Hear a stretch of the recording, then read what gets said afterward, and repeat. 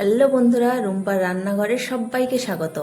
ডিম পোস্ত বানানোর জন্য নিয়ে নিয়েছি ডিমটাকে ভালো করে ধুয়ে কড়াইতে বসিয়ে দেব সিদ্ধ করার জন্য। সিদ্ধ হতে থাক, এদিকে আমি বান্নাটা বেটে নেব।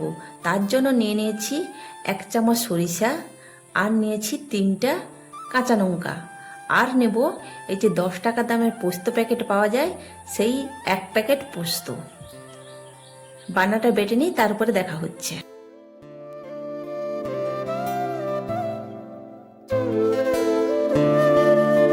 এই যে সুন্দর করে আমার বান্নাটা বাটা হয়ে গেছে। তারপরে দেখব ডিমটা সিদ্ধ হয়েছে কিনা। ডিমটা আমার সিদ্ধ হয়ে গেছে, তাই ডিম ছাড়িয়ে তোমাদের সঙ্গে দেখা হচ্ছে। ডিম ছাড়ানো হয়ে গেছে, ছাড়িয়ে মাঝখানে কেটে নুন হলুদ মাখিয়ে দিয়েছি। এরপর একটা তাওয়া বসিয়ে দিয়েছি, তেল গরম হয়েতে ডিমটা লাল লাল করে সুন্দর করে ভেজে নেব। ভাজতে থাকি, ভাজার পরে তোমাদের সঙ্গে দেখা হচ্ছে। ডিমগুলো এই যে আমার ডিমটা সুন্দর করে ভাজা হয়ে গেছে। এরপর কড়াইতে জল বসিয়ে দেব। জলটা গরম হতে থাক, এদিকে আমি ডিম ভাপার জন্য মশলাটা তৈরি করব।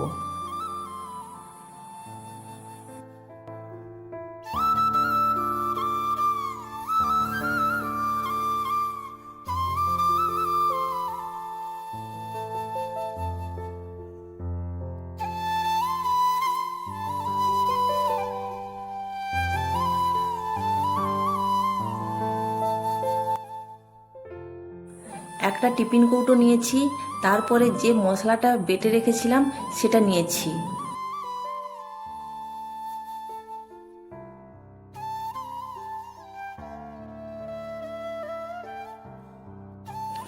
তারপর নিয়ে নেব 1 থেকে 1.5 চামচ মতো টক দই।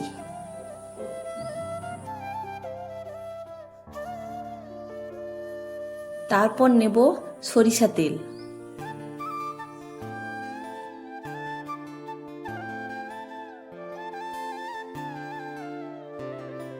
তারপর নেব হলুদ গুঁড়ো।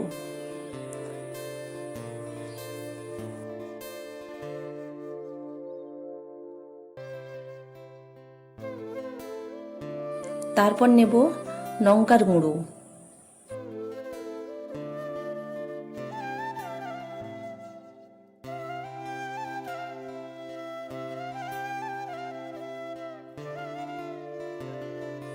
আর নিয়ে নেব সামান্য একটু চিনি, আর স্বাদ মতো তো নুন দিতেই হবে।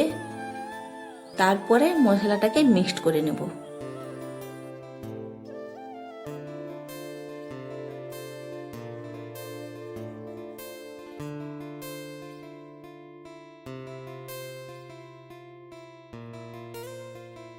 সবগুলো আমার মিক্সড করা হয়ে গেছে। এরপর একে একে ডিম দিয়ে দেবো।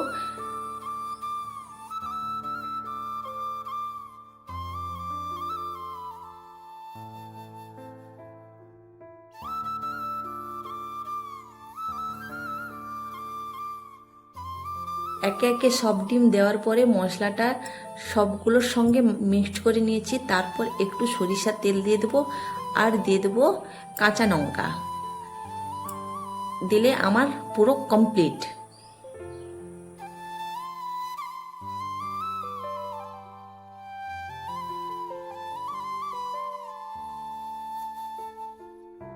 কড়াইতে যে জল গরম বসিয়েছিলাম, ওটা জল গরম হয়ে গেছে। জল গরম হয়ে যাওয়ার পর আমি টিফিন কৌটোটা বসিয়ে দিচ্ছি।